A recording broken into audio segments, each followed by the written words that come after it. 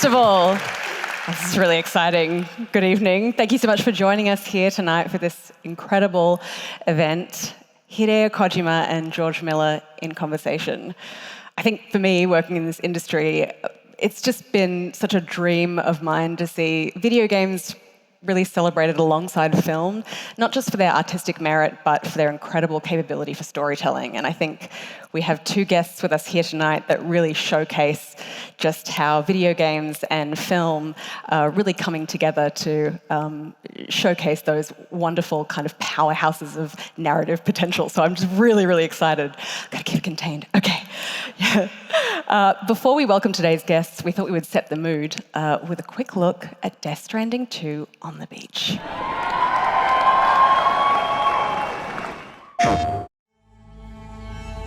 I've been alone this whole time. You're wrong. We'll always be connected. You will never, ever be alone. For the sake of the future, we must all come together.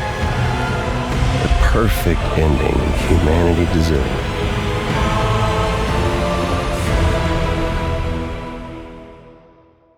So joining us tonight is the visionary creator behind Death Stranding, a game that redefined storytelling by transforming isolation into connection. And through his studio, Kojima Productions, Kojima-san has continued to push boundaries of what games can be: artful, cinematic, and deeply human. Please welcome to the stage, Hideo Kojima.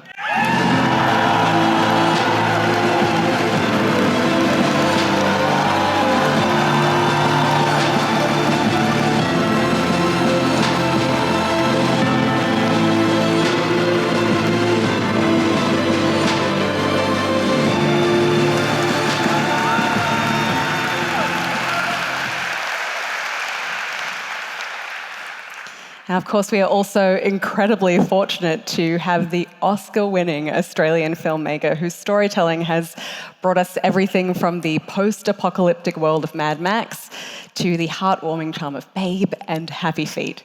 Miller's work has earned him global acclaim, and he says that a lifelong storytelling curiosity has prompted him to ask not only how we tell stories, but why. So please welcome to the stage, George Miller.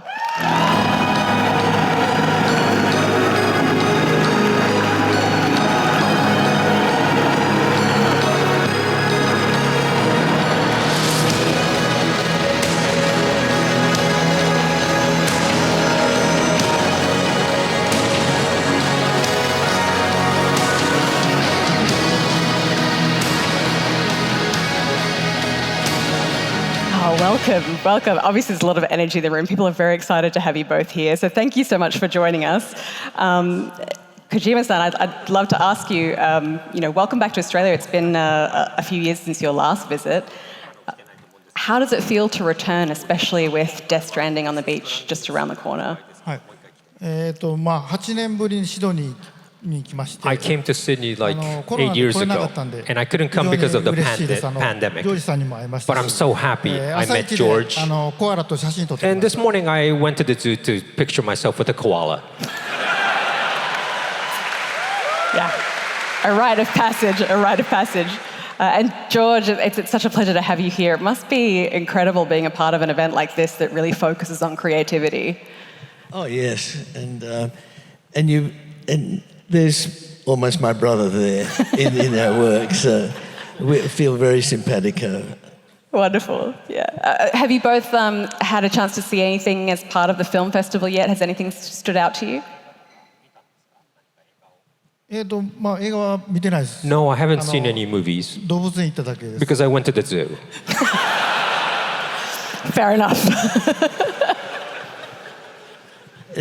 No, I haven't been able to go to the festival here, but I've got to say the Sydney Film Festival had a huge influence on Australian cinema. You know, I was around the time when David Stratton was the director of the festival, and there's no way to see the sort of films we saw here. So Australian cinema became a kind of hybrid between the American filmmaking and the European and Asian filmmaking. And so this is a big thing to be here doing this. Yeah. Well, we all know that Kojima-san and George have been friends for many years, and there's some great moments that you've both shared. I'd love to talk a little bit about the creative respect that you've developed for each other. Mr. Kojima, you've often spoken about your admiration for George Miller's work, especially in the Mad Max saga. Could you tell us a little bit about what aspects of his filmmaking that have influenced you specifically, and, you know, with Death Stranding? Oh yeah, we can see it up here.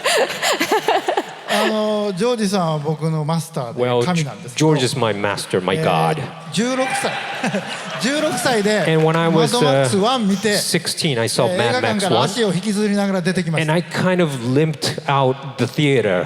I remember when I saw 18 Mad 歳で Max 1, マ and ッドマックス2を見 18, て when I 映画 saw 館から Mad 片目 Max つぶりながら 2, 出てきました I kind of had one eye closed when I came out of the theater after I seen Mad Max 2. まあジョージさん So, から教わったこといっぱいあるんです I けど learned so much from George. まあ見たこともないルック Something 世 that 界 I 観を作れ never る人っ seen て before, the ほ look, と the んどいないん visual. ですね映画の There's 120年の no 歴史の one 中 like で that も in the まあ彼はそう 120いう人で years す of し movie history. ストー And リーテリン he's グも that 素晴らしい kind of し person. まあ You 特 see に the 演 new 出が素晴 visual, らしいの the と story, あと his キャラクターの direction. 造形とかもすごく And the て characters すご are い影響を just, 受けてます I've been influenced a あ lot と by その all まあ these. 物の使い方というか伏線の張り And 方が非常 also にこう like foreshadowing things. His ways, he's very clever on doing it. 結構影響を受けます So I've influenced on 私の these 全てで parts. す He's my everything.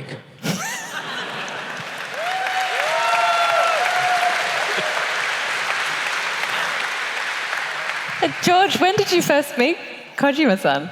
Well, I don't know how much he remembers, but it was in Tokyo about 10 years ago, and he invited me to his new offices just when he started the company. And I'll never forget it. It was you walk down a corridor, it had lights on both sides, quite a long walk, and there was a statue that you had at the end of the corridor. You opened the door and you went into a room. There were long white tables, not many of them, no offices or cubicles, just tables. And there was a sort of a bench where you could get food and coffee and all that sort of stuff. And he said, having come from a really big company, he said, I only want to work with 150 people. And that really struck me. I think it's called the Dunbar number, the ideal number of groups of people to work together. And also the notion that that people who are hunter-gatherers, once they exceeded 150 people, they kind of split into tribes, particularly the indigenous Australians, according to the anthropologists. And it really struck me, and I'm still interested to see whether you're still working with 150 people or not. この間ジョージさんにそれ言われ Well, て he asked me the other day, actually. 150人ですって言ったんですけど And I said 150 at 本当は that time, but 200 sorry. 人を超えてます I lied. It was over 200 people. I'm sorry. でもまあそれ以上増やさない But と I won't try not to increase more than that. Well, and I remember, just a little aside, I remember I was really struck when you said the people who walk down this corridor into this work come from all over the city. And as they walk down this corridor, this lit corridor, they have to go through an experience where they come in and share the work together. Can you come up with a name for the corridor? He honored me by asking him to find a name. And I kind of freaked out. And I went back to Australia. I swear I wrote down about 100 names. And I couldn't think of one. And I never got back to him. And I have to ask you, do you have a name? そうです名前ないんですだから Well, I still don't have a name. まあ Maybe by the end of this panel we can come up with a name together. としてですね、その時デスストの、 And at that time, 企画を口頭で説 I 明したんです was ね。 explaining to him Death Stranding まあ verbally 結構不安ですよね。独立し because て it was the でジョー first ジさんがそれを title for me 聞い after I ていただ went いて、 independent, で and 紙 George にこう listened 図 to 形を me. いっぱい書かれ And て、 George started to で write あなたの diagrams and デ things スス like トラ that. ンディングは And he said, 数学的、 what 物 you 理的、哲 explained 学 to 的、 me, 心 Death 理学的に Stranding, 正しい方向に行ってますと mathematically, 言われて、 psychologically, everything is correct, is what he said. So I was relieved hearing that. Well, it's up there. Yeah. George, I'd love to know, I guess, what is it about Mr. Kojima's storytelling and I suppose his passion for art that you find most compelling or even surprising? Well, it's comprehensive. I mean, whichever way you experience a story, whether it's musically, in a family story, a mythology, any way, in whichever way you experience a story, it's experienced with the whole of the human being.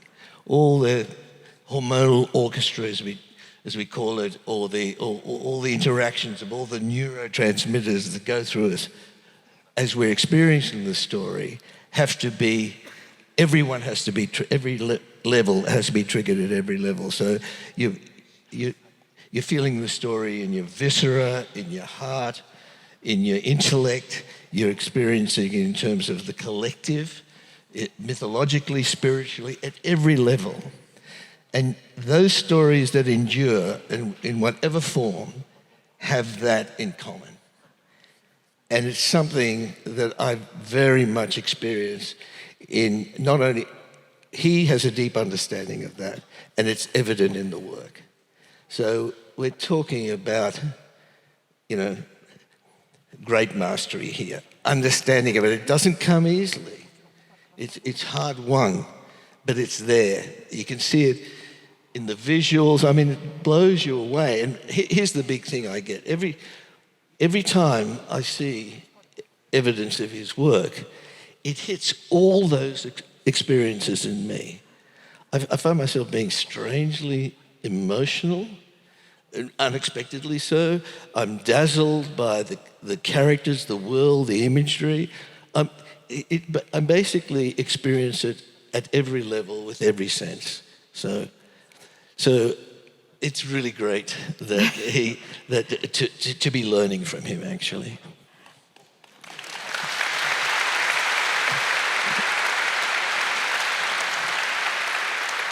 And now, of course, George Miller is a part of the world of Death Stranding too. Mr. Kojima, can you take us back to the moment that you first imagined bringing him into the game? And what inspired that decision? And I suppose, how did you envision him shaping the narrative? まあジョージさん大好きなんで。 Well, as I said, I love George. 頻繁に会えますし。 And I could meet him a なん lot です if け I ど put him in my game. まあ続 But 編なんで。 it's a sequel, right? 前作を超えないといけないじゃないですか。 So I have to top Death で Stranding ジョー 1. ジさんを入れると、 And if I put もう後には George 引 in け the ないという game, か、まあ手を抜けない I で could すし。 commit myself that I have to 完 do 璧になるま perfect. で And I have to do it over and over until I make it そういう意味で perfect. も出ていただいた So と。 that's the reason I kind of chose him to be in DS2. George, when Mr. Kojima approached you about being in the game, I mean, first of all, have you ever done anything like this before? Obviously, you work with motion capture when you're working with actors and obviously with animation and stuff as well. But have you ever experienced yourself in that position? Well, once I learned to tap dance. I actually learned. I was a really bad tap dancer, but I did it, and it led to Happy Feet. It was one of the vectors which led to Happy Feet. And we worked with Savion Glover, who people have acknowledged, or people like Gregory Hines, for instance, one of the great tap dancers, said, this is the greatest tap dancer who ever lived. And he came to work on the Happy Feet. And at the end of the shoot, I asked him to improvise a wild improvisation of just virtuoso tap dancing that only he could do. And instead of taking his motion capture and putting a penguin on it, they put me in a tuxedo. And I watched myself do that. And I showed it to him, and he said, "You're the greatest Tarzan who ever lived." It was a wonderful thing to do. So when he came along and said, "I want to do this, would you be part of it?" I said, "Yes," but I said, and this is no false modesty, I'm a really, really bad actor. I know what good actors are, and I'm not one of them. So he said, "Don't worry, I'll take care of it." I think we have a clip to show of Tarman, the character that George Miller is representing. Before we play it, can you tease us with anything about the character of Tarman, maybe in Death Stranding 2? あんまり言えないんですけど、Okay, I can't really spoil things. タルマンは、もともと僕の設定をしてたんですけど、 is actually I had this character, but after I talked to George and George becomes Tarman, I had his image, so I kind of made sure that I corrected the image to George because he's a geophysicist and also a doctor, and he's also the captain of the Magellan. He's the pilot of the Magellan, so I kind of adjusted that after that. 結構そのタルマンの背景に家族愛があるんですけど、それはゲームで。And also, I want everyone to play the game and see the backstory of Tarman too. Incredible. Okay.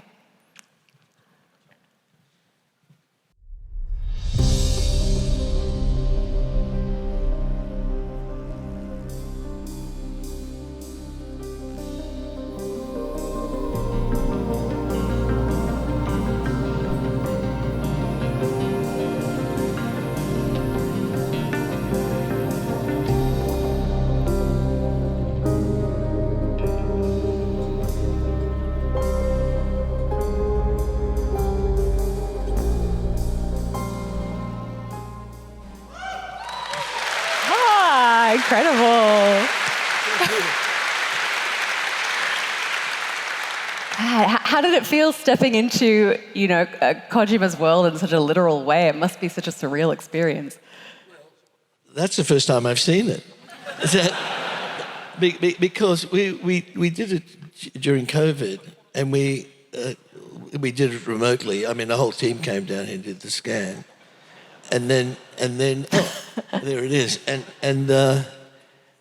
then, how many years later? 3 or 4 years later? これね、2021年の This was 12月ですね。 2021 December. I remember doing the scan. So, and all I remember about it, I mean, it was great doing it because I didn't have to perform. But I remember, apart from the costumes, you had 2 pairs of shorts, one very small and one larger. And I chose the larger one. And at the end of it, you gave me the shorts. Your crew gave me the shorts. And I took them home, and my sons wear them. I don't wear them anymore.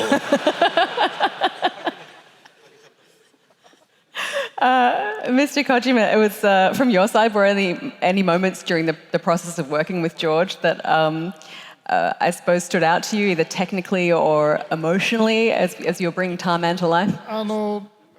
本当はそのコロナがなければ、 Well, if there was no COVID and the pandemic, I would have come here and met him and scanned in person. So I was doing this remotely from Tokyo. 僕がイメージしたタルマンの服装、 The image of Tarman, I brought the 正確なもんじゃ costume. ないんですけど、 It's not precise. It's just for reference. So I kind of prepared a costume for 船 him 長みたいなイメージなんで、 as like the captain of the そ ship. れを着ていただいた So ら he wore it. すごい似合ってたんで。 And I found it really fit him very well. So I was really スキャンの relieved. 時はここの猫いませんけ And ど、 during the scan, we didn't have the 羽生え cat. た猫、 Of あれ course, 結構物語的に重要 you know, なん but で the す。 cat with the なぜ wing 猫がいるかっていうのも has a ゲームを great やってい meaning ただけば分かる。 in the game. So I want everyone to see why the reason the cat is there on his でス shoulder. キャンをしてか So I ら、 scanned デジタルのデータもらいながら And ディ then テ I ールを got 加えていった the digital data, and then I added detail to make it more Tarman. Brilliant. It was also recently revealed that Australia is going to be one of the new settings in Death Stranding 2. So, yeah, it was pretty exciting. We don't have the opportunity to see Australia represented in games authentically very often. So it's very exciting for us. Thank you very much. Why did you choose Australia? I'm curious to know what drew you to the setting. Well, because I love George, I think Australia is like the center of the world. Well, that's a joke, but anyways. DS1 was North America continent, and you connect from east to west.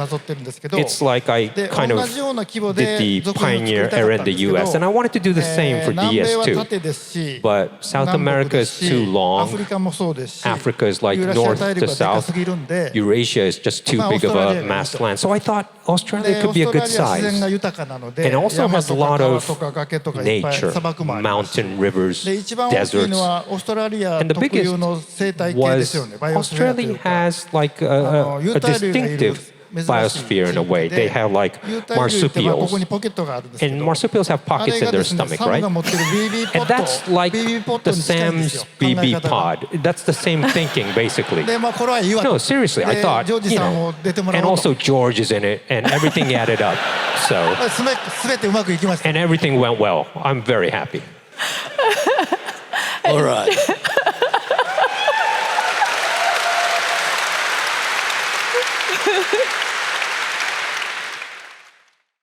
George, you've obviously had a lot of experience in representing Australia on screen.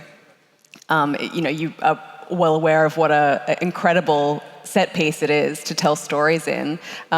Did you have any advice to Mr. Kojima when he was kind of thinking about putting Australia in his game in terms of how you shaped the vision of Australia in Mad Max? No.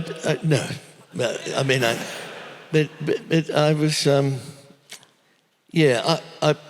I'm very aware of the overlap between games and cinema, and you only need to see the trailer of this to see how much he kind of has absorbed all of cinema, and it's there in every beat of these things, and so there's nothing I could really say. I mean, he takes the landscape and is able to do as much as anybody could with all of this stuff.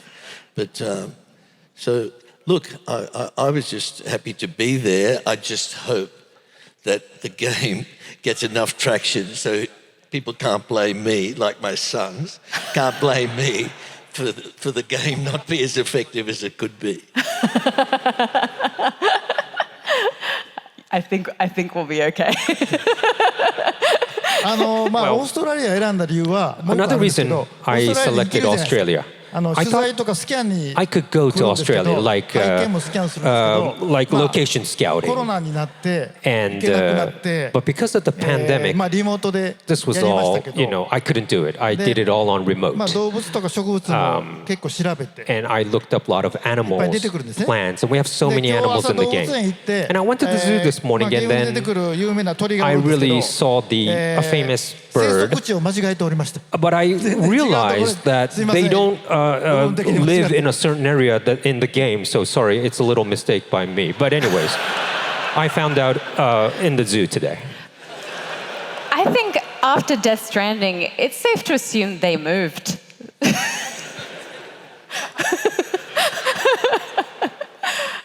Is there anyone else? I mean, I have a sneaking suspicion we have someone in the audience as well who, alongside kangaroos and marsupials and things that we're going to see in Australia, some guests in the audience who are also going to appear in the game. Is that true?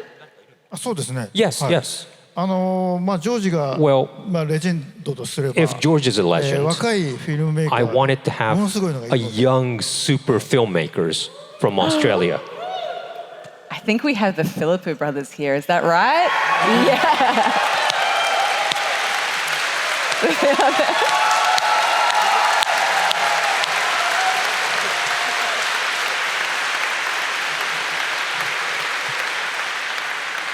That's really cool that you have brought them into the game as well. What was that experience like? Yeah, that's the picture. About as you'd expect, I guess. 彼らカメオですけど、There are in a cameo. 声までやってくれました。And also they did the voices で actually. 最初 A24 と僕ちょっと仲いいんですけ At ど。 first, I was I knew A24. So A24 guys call me up saying, I have this young, great guys who have this movie. I haven't seen Talk to Me at that time. And I met them. And when they came to Japan, I asked them, would you like to be in my game? They said, yeah. So I scanned them. It was just a very light kind of ask, and they said yes. But it's they have quite a big role in the game. Yeah.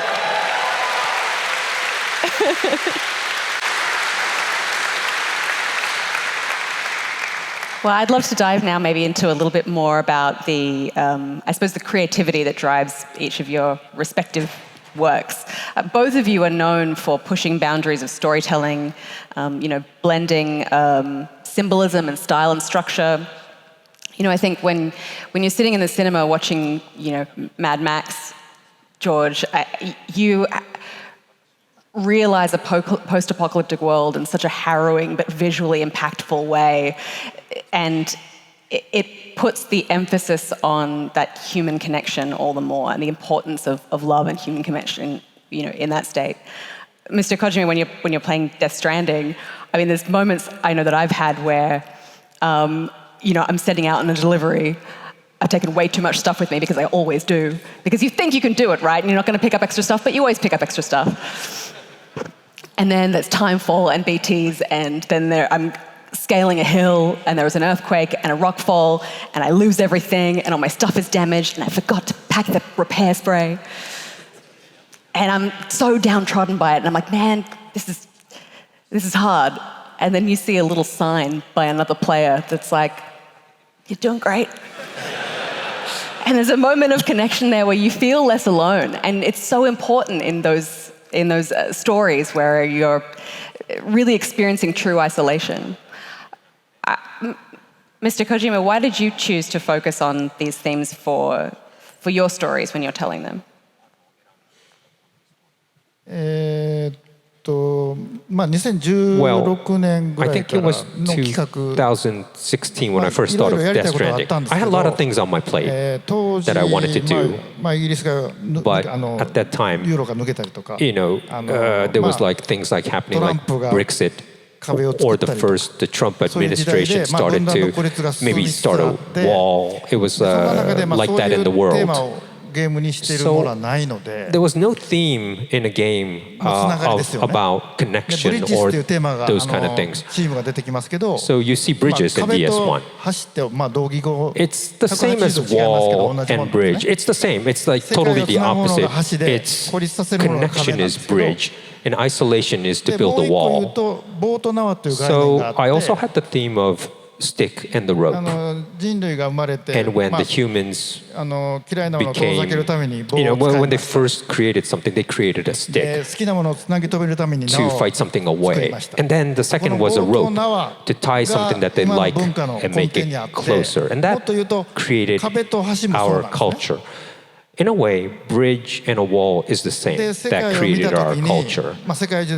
So at that time when I saw on the news everywhere in the world, everyone was isolated in that way. How about the games? Like, it seems all connected on internet, like a bridge. But then what they're doing is like they're fighting with the stick all the time, even when you're connected. I know it's fun, but I thought I should create a rope game and emphasize something on a rope. So I decided to create Death Stranding. And after the release of the game, 3 months later, the pandemic hit. And I didn't predict this, I swear. And what about you, George? Why did these themes speak to you? Why did you feel like it was an important story to tell?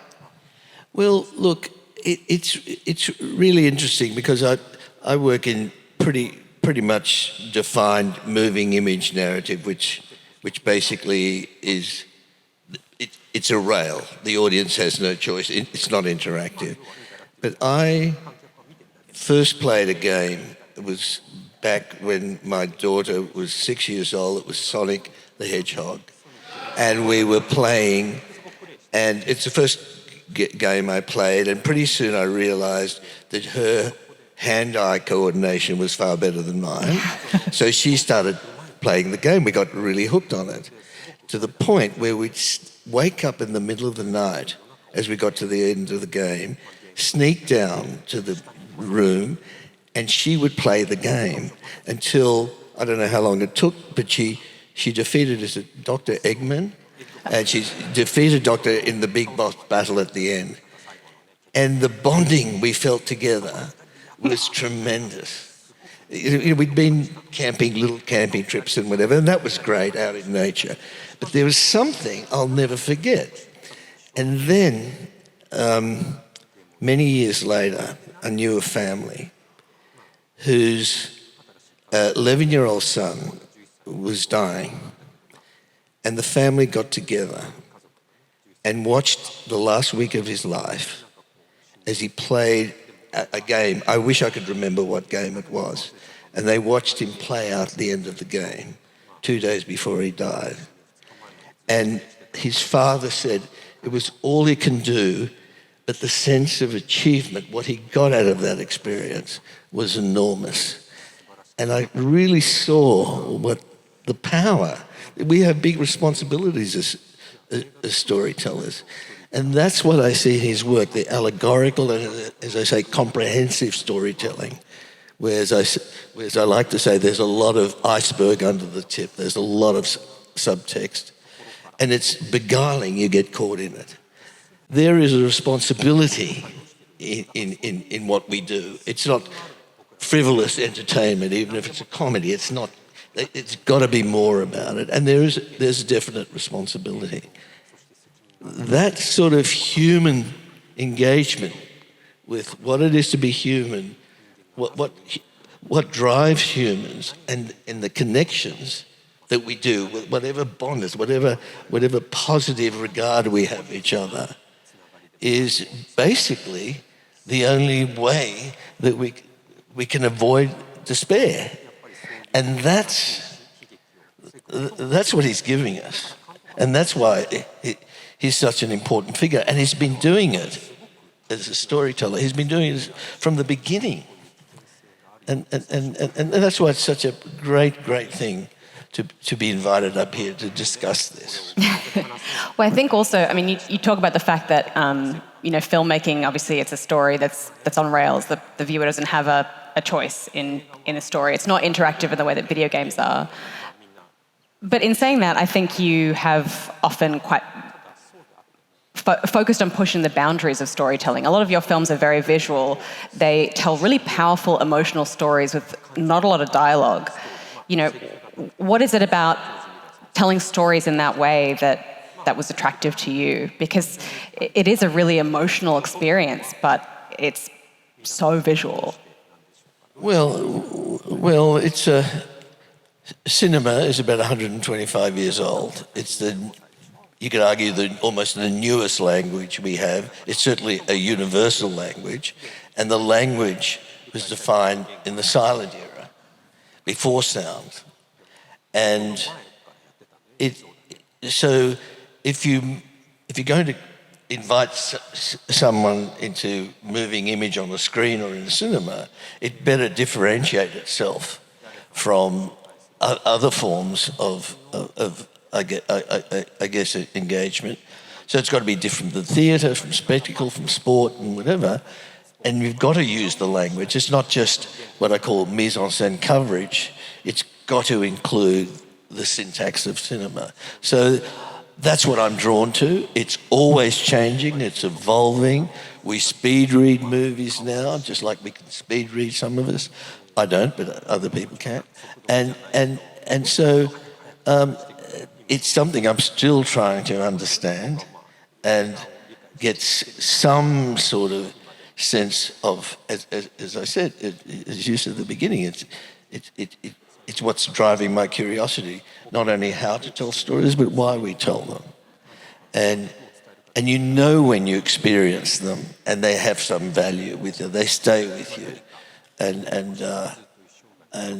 So, for me, I'm still trying to do it. I know that the work has to be uniquely familiar. It's got to be unique in its own self and familiar. It's got to be it's got to be based on the language that people are used to learning. I often say when people first saw a close-up in the early era where a head turned, they screamed because they thought it was a disembodied head. Nowadays, a little kid, an infant, before they can speak, can watch that, and they already can pick up that it's not that, it's just a close-up because they've watched enough of it. Yeah. Anyway. But Mr. Kojima, your games are often described as cinematic experiences, and your love for film is well known. How does cinema inspire your storytelling in games, I suppose, from structure to pacing and emotion?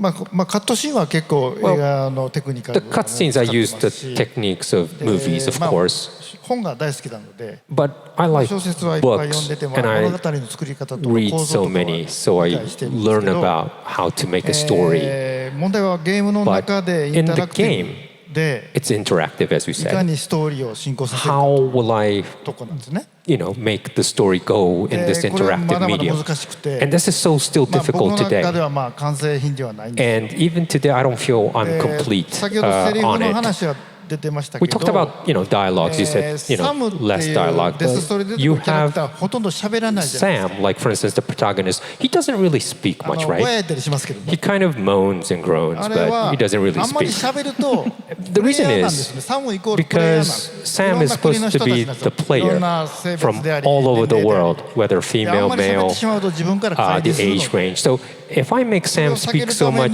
people will go into as they are 代わり Sam. に That's why 周りの人がサポートしてくれて the characters 周りの人 support の Sam. 感情を受けるような And 構造を I made it so that the emotion of the other characters, you could feel the emotions of other characters than で今一番 the character you're playing.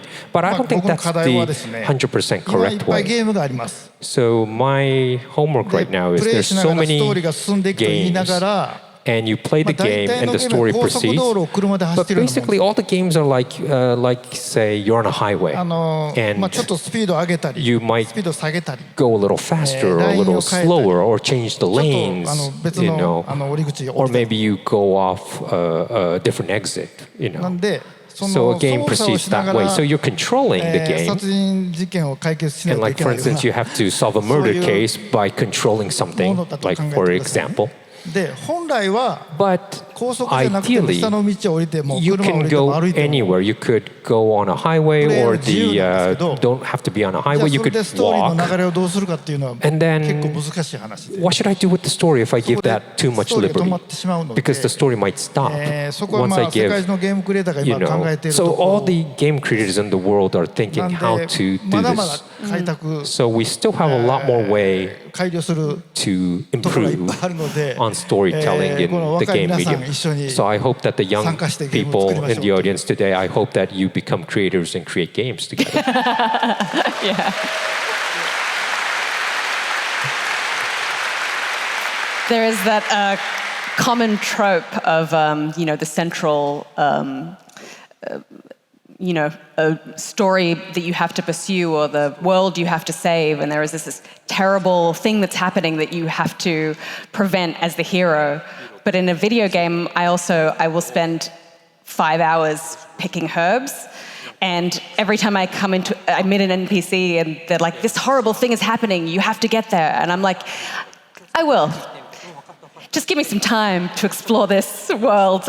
It's a difficult balance, but I feel like the interactivity gives you the level of immersion to enjoy it in a different way. So I don't envy your position.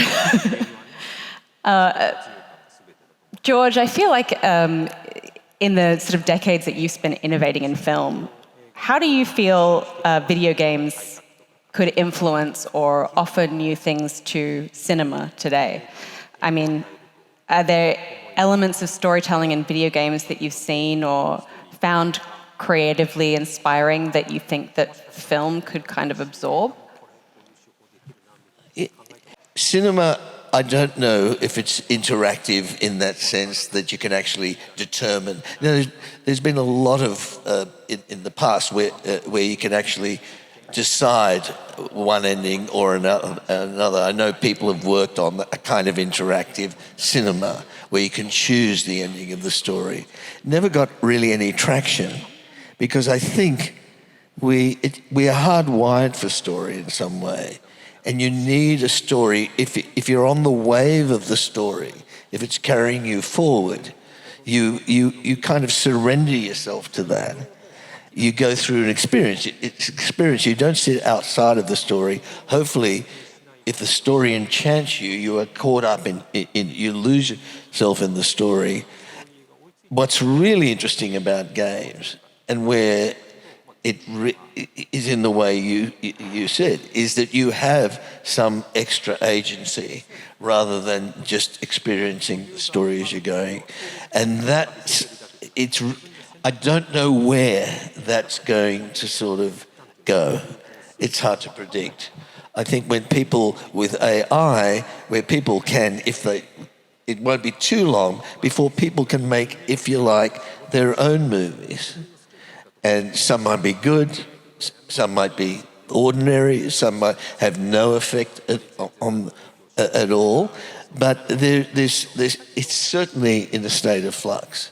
And I think that all those interactions between the kind of game playing that you make and the kind of movies that some people are trying to get where they're as immersive as possible and yet have some resonance and meaning. And I think what is available for people who never had access to making stories can actually make moving image, visually compelling stories. And where that's going to go, I don't know. If we're sitting here 10 years' time, we might know. I think now is the chance. Movies or games are both now digital. And we have tools everywhere on the internet. Like Filippo Brothers, you have a place that you could present what you create. So I want people to keep creating. But I'm doing storytelling through games. But I don't like multi-endings. For me, I have a story in mind. It's almost a destiny. Like for instance, someone dies in this ending, or you break up with your girlfriend. This is a story that's unavoidable. And if you give a lot of liberties, but still the ending is decided. That's what I think story is. So I don't want to change that big flow, but up to that point, there's so many things which is interactive up to that point. And there's reason why that person dies, or I want people to understand that path. So you said you pick up like herbs and stuff. That's fine too, yeah. But for me, it's a different. The story is like I know everyone has different thinking, and I believe new things could come up, new different games, new different movies, depending on you. Very well said. Well, thank you both so much for such a fascinating and inspiring conversation. Before we close, I'd love to ask George and Kojima-san, do you have any final thoughts you wanted to share with the audience just with relating to the discussion? I suppose it's been such an incredible opportunity to have video games represented alongside film, and it's a really growing industry. The future of storytelling, I suppose, in cinema and games is kind of unwritten. Are you excited or nervous about what's ahead? Well, certainly there's no trepidation. As I said, there's certainly excitement, a curiosity, because even in times which we perceive as dark and so on, often there are times when the storytelling is most potent and valuable. You've seen that through history, where cultures basically use stories to somehow make meaning and give comfort or provoke thoughts or remedies, and that's been right through all cultures across all times. And you can see that. They're the stories that in some way nourish. They're not didactic, they are poetic and allegorical. They basically allow the meaning to be interpreted by the beholder of the story. But that's always been the case. There's no question that it's the way we seem to make sense of the world, whoever we are, wherever we are in time. Some stories are timeless. Some stories, you could argue, become the great mythologies or the great religions. I mean, one of my favourite quotes of Joseph Campbell, who had a huge influence in storytelling, and particularly mine and so many. When somebody asked him, "What's your definition of mythology?" he said, "Other people's religions." And I think it really makes sense that everywhere we're striving with whatever public knowledge we have, which we commonly call science, even if we don't have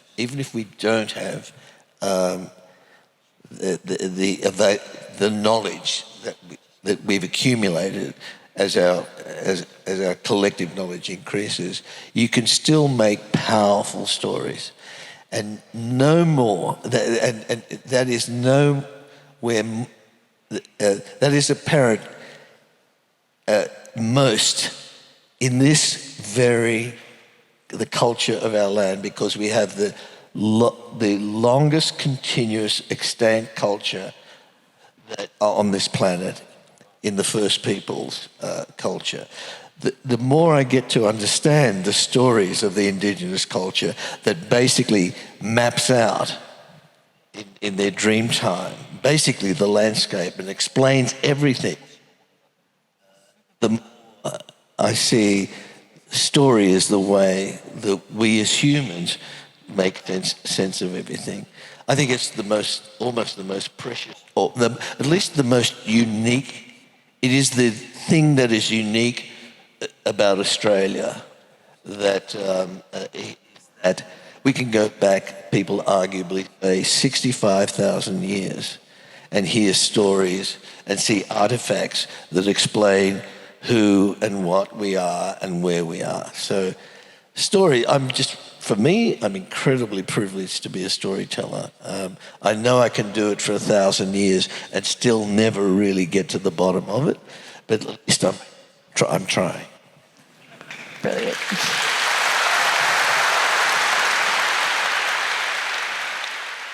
Kojima-san, I believe you brought a gift for George today. I think we have time just to see that.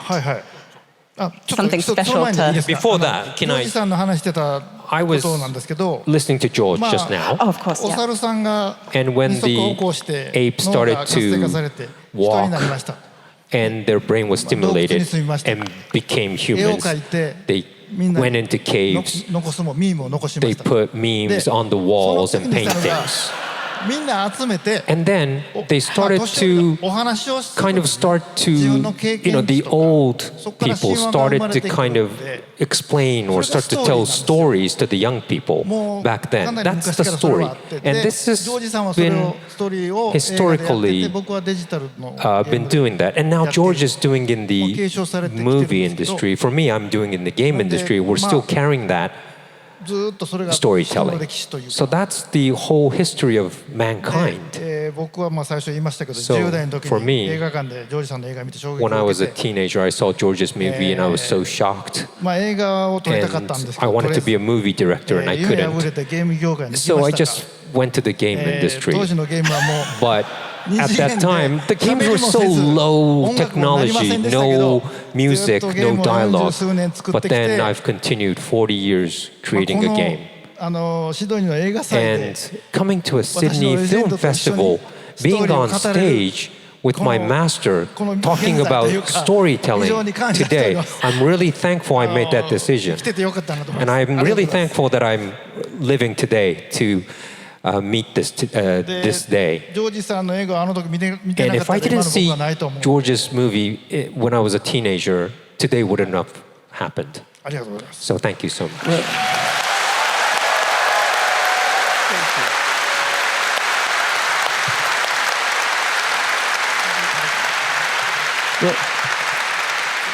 Well, the gift that you've brought for George, should we bring it out? Okay. Yeah.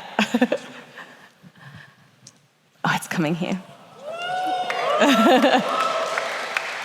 So this is a new art to celebrate Death Stranding 2, and it's been signed by Mr. Kojima as well. Yeah.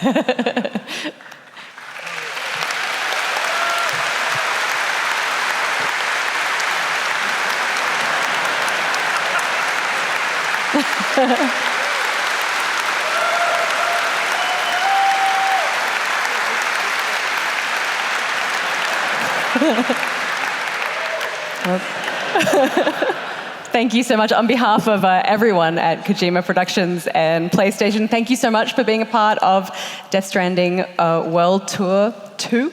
We hope you had a memorable night. And also a massive thank you to Sydney Film Festival for letting us be a part of this festival. You've just really been fantastic partners. Video games. With that, good night. Thank you so much. Don't forget Death Stranding 2 on the Beach launches June 26th on PlayStation 5. We can't wait for you to experience what is next and answer the question, should we have connected?